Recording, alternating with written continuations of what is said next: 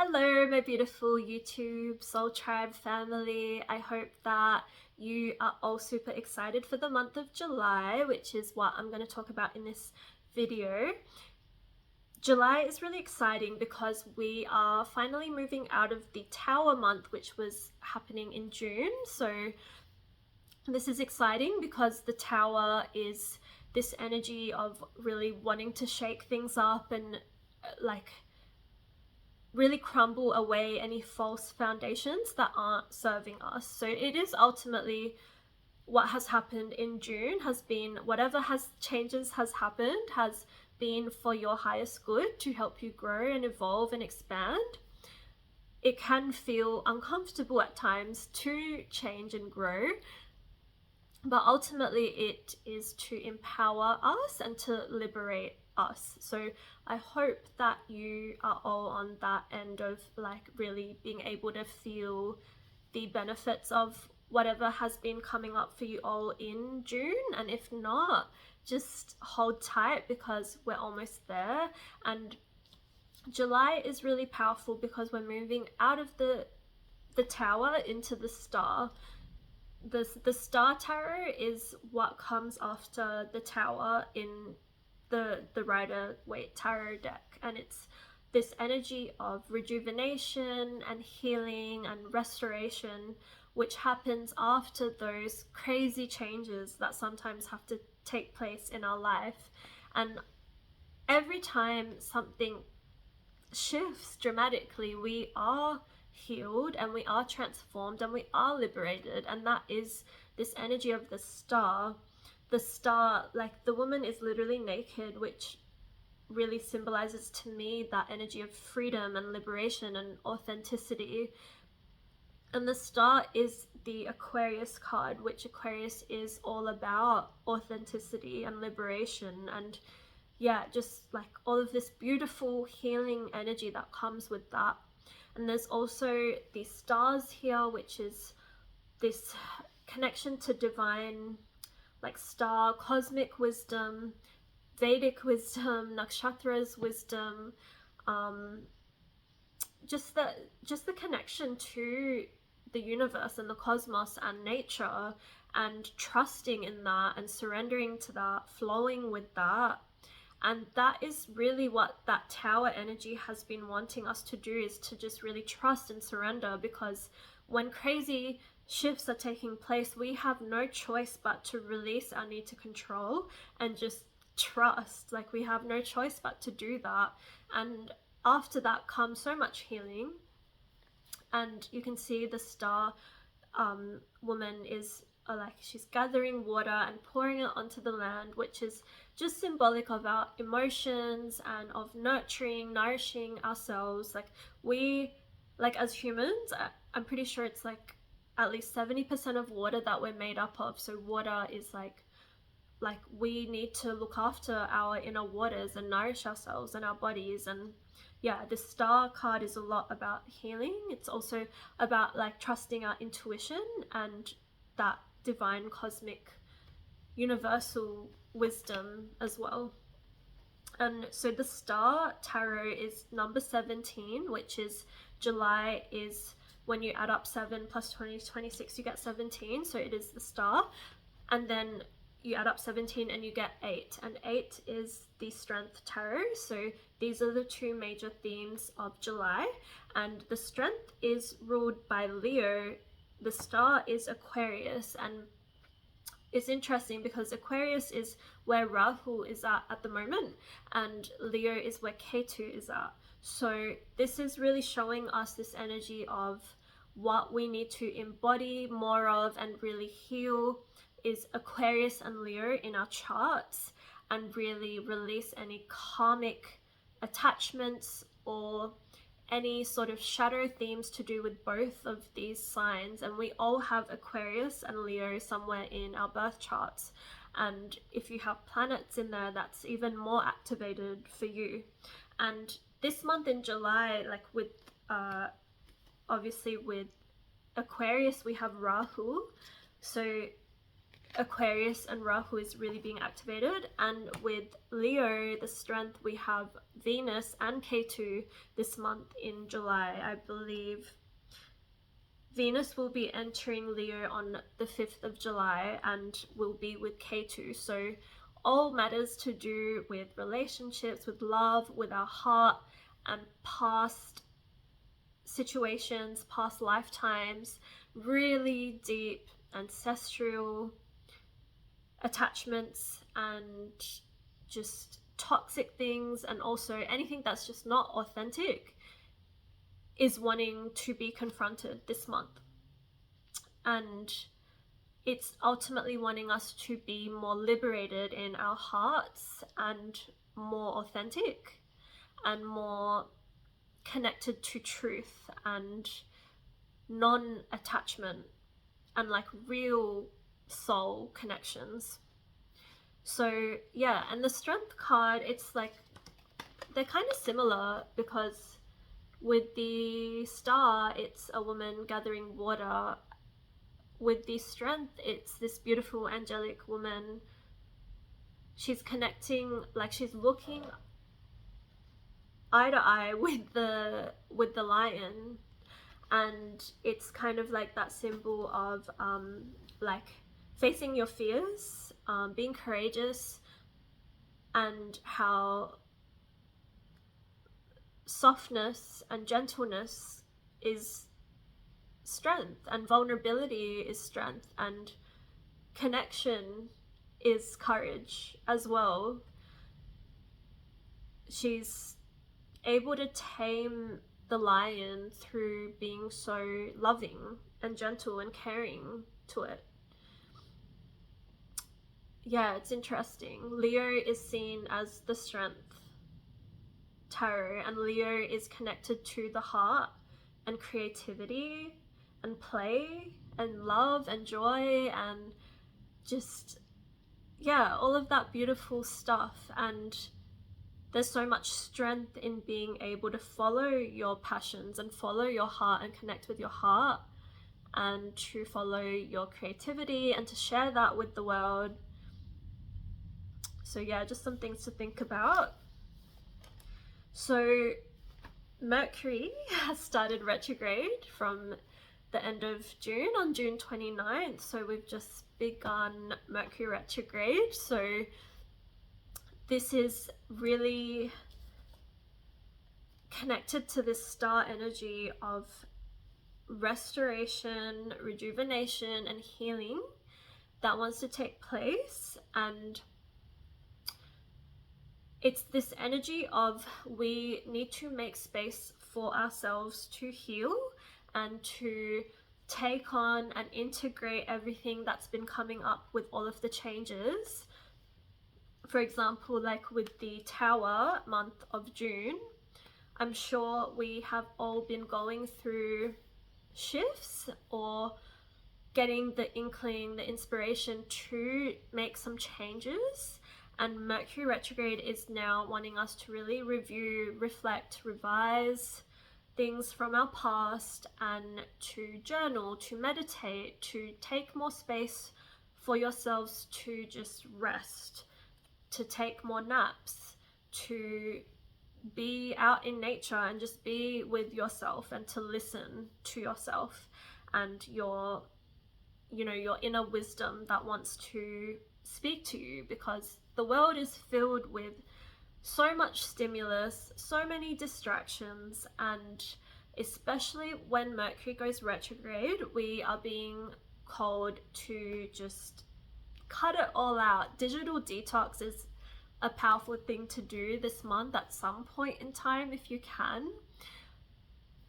Also, obviously, if you don't know about Mercury retrograde, it's really highly recommend just double, triple checking anything before you send it to someone. Emails, double, triple saving things as well, because technology can play up in this time. Being extra patient with yourself and with others, just being mindful that people may misinterpret what you're saying, because everything's just a bit harder to read, a bit harder to understand. We're all our brains are literally just slowing down when Mercury is retrograde, and so is technology, so is literally every like everything.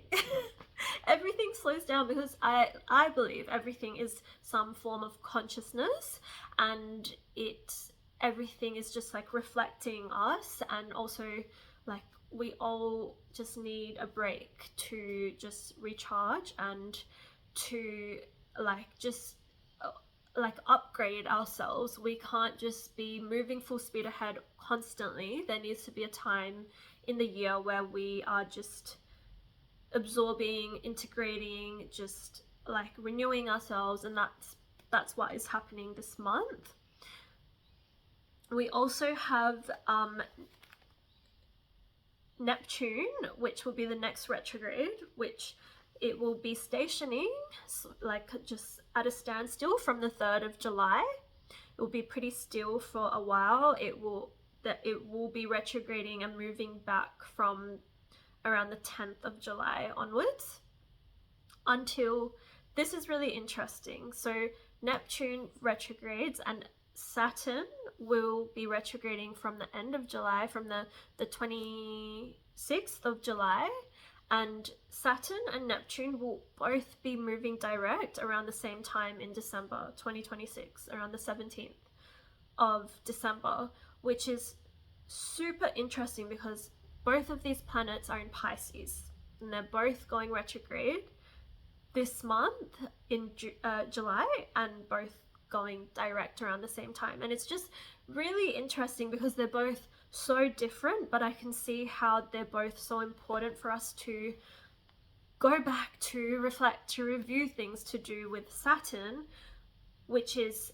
the grounded, realistic, responsible energy of really focusing on what is important to us, what we need to prioritize, hard work, discipline, being consistent, being like that real yang energy of like just pushing ourselves to do the hard things, so that like that is real self-love, and self-care is like doing the hard things that are important for us to grow.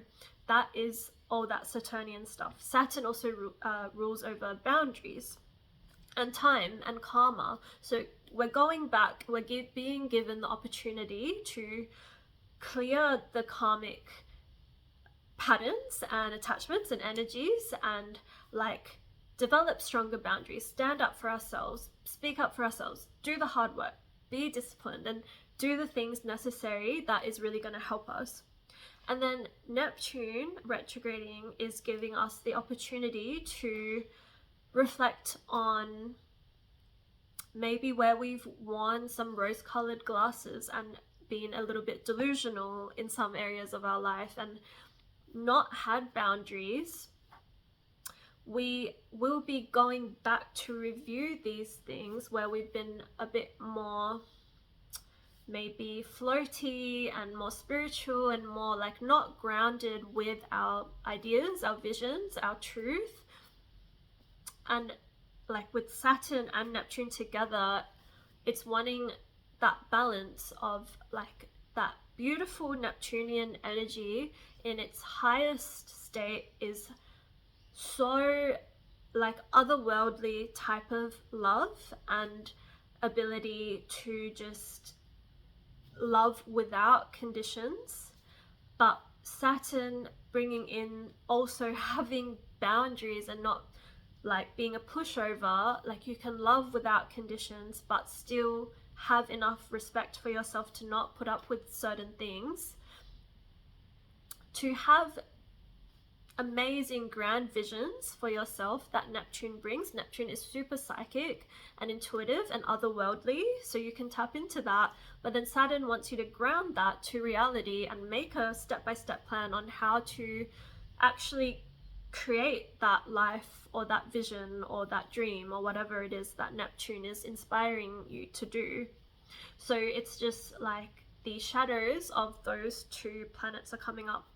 Oh, another shadow, massive shadow of Neptune is addictions to substances, drugs and alcohol. If that is something like that, like is going to resurface in July for you to really reflect on like habits that may or may not be serving you. So yeah, just to see what you can do and to release those things. And I'm not saying this to shame anyone at all. I have my own addictions. I feel like it's just human to have some sort of vices that we're all addicted to something. But when these planets retrograde, it's our opportunity to rewrite our story, to literally rewrite it and to shift that narrative. So then when the planets do move direct, they don't slap us in the face. Because when they do move direct, that is when more physical, tangible consequences will appear in our life based on the actions that we've taken during the retrograde phase. So this is like a powerful opportunity for us to shift ourselves. So Mercury retrogrades just for 3 weeks until July 23rd. Saturn and Neptune will be retrograding for like 5 months. So we do have some time.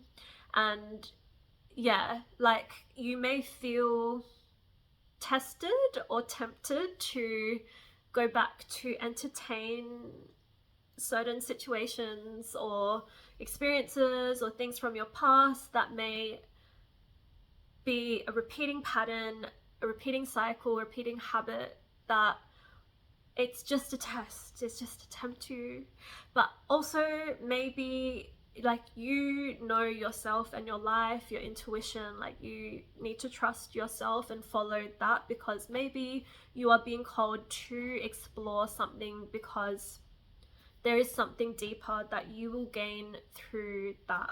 And yeah, I don't know your personal story, so yeah, just follow your intuition with this month. So we have Jupiter is in Cancer, which is really powerful, and the Sun is in Gemini, but will enter into Cancer from the 17th of July onwards. So when the Sun and Jupiter are together, that's going to be really, really powerful from the midway through the month. So look at where you have Cancer in your birth chart, because that is really, really empowering. That is like going to be an illumination and this sense of like where you can tap into more leadership, more expansion, more growth in that area of where you have Cancer in your chart.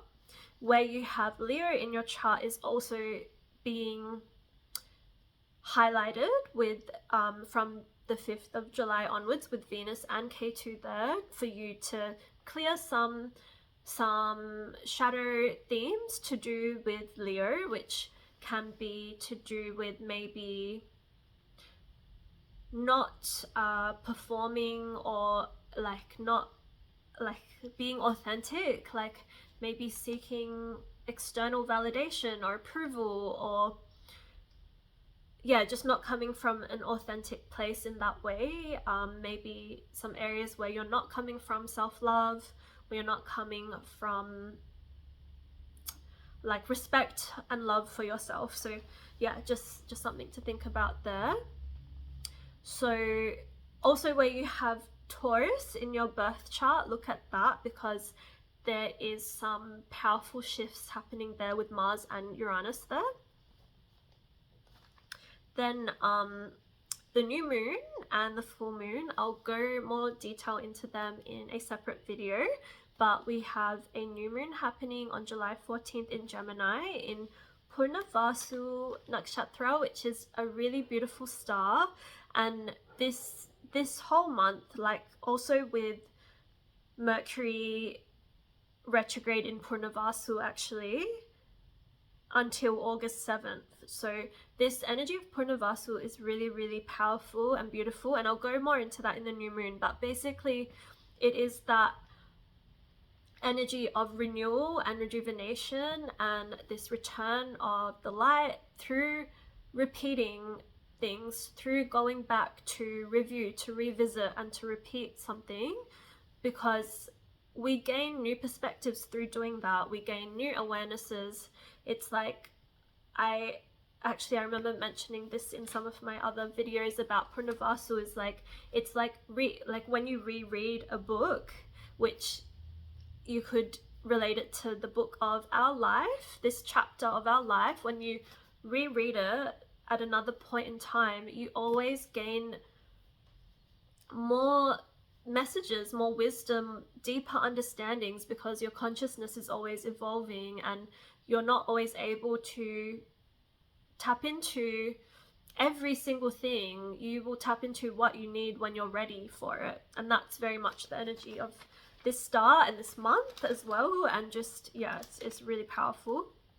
The full moon is on July 29th in Capricorn in Shravana Nakshatra, which is really interesting because, like, Gemini versus Capricorn, the new moon being in Gemini, full moon being in Capricorn, this is in tarot the Lovers versus the Devil tarot, which is the spectrum of Venus energy, which is like the shadow and the light of love. And you see that with Venus conjunct Ketu this month, there is a lot coming up for us to reflect on when it comes to love and relationships and our heart.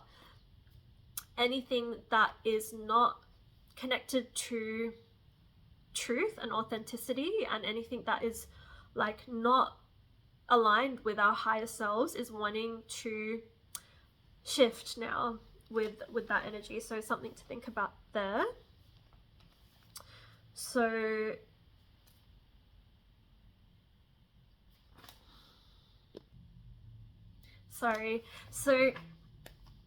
something really cool that I remember hearing on one of Claire Nakti's videos about Purnavarsu, which highly recommend you watch her video if you are a Purnavarsu native, if you have Purnavarsu in your chart. But this star is so pure because they come from this divine understanding of love, because Purnavarsu is literally ruled by Jupiter, and Jupiter is like that divine wisdom.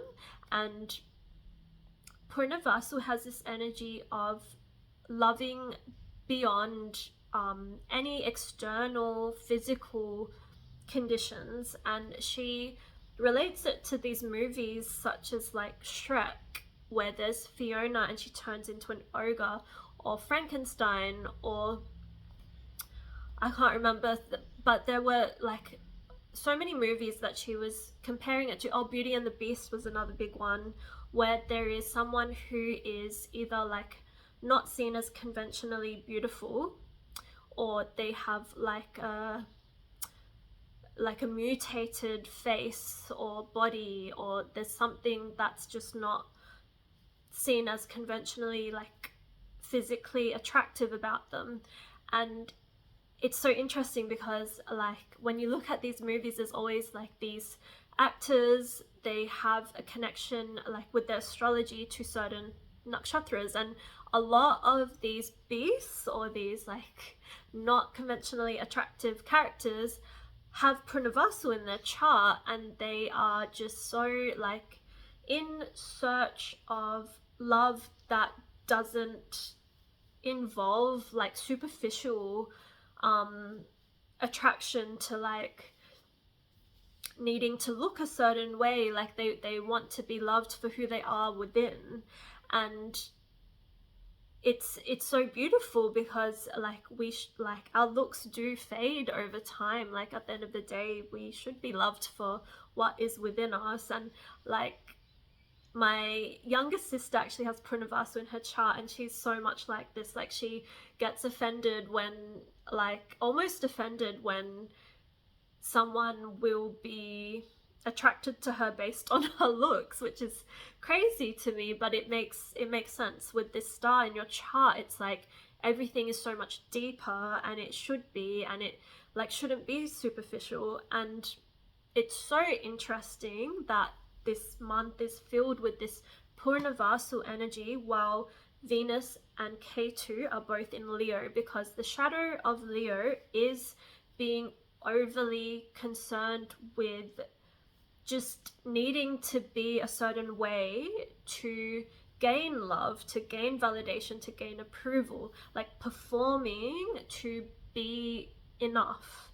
And so yeah, I think that that is a big theme coming up for this month, and I'm gonna go into it deeper with the new moon and full moon videos soon, so stay tuned for that. But yeah, I'm keen to hear how this month goes for you all, and I wish you all so much star healing and so much strength and courage. And like, yeah, just remember that softness is power and strength, and like that feminine power as well. And like, oh yeah, just one more thing, like, yeah, that feminine empowerment, which we, the last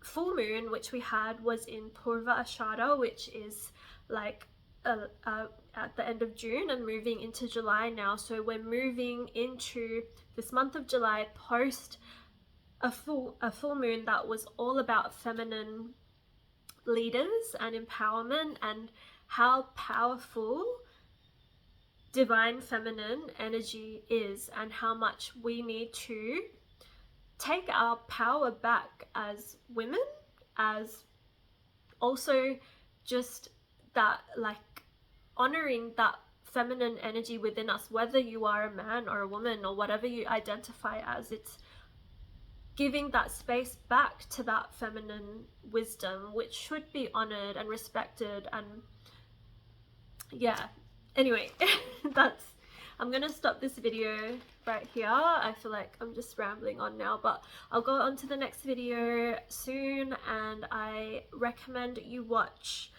all 3 videos if you can, when you can, in preparation for this month of July. I feel that that will be really helpful to get an all-round understanding, because when I was meditating and like writing all the notes for this month, so many insights came up, and it's all like, obviously everything is always connected, but it really helps to have like a preview, an overview of the month before you get deep into it. So yeah, I highly recommend that. And yeah, other than that, I will see you all in my next video. Love you all, and I will see you all soon.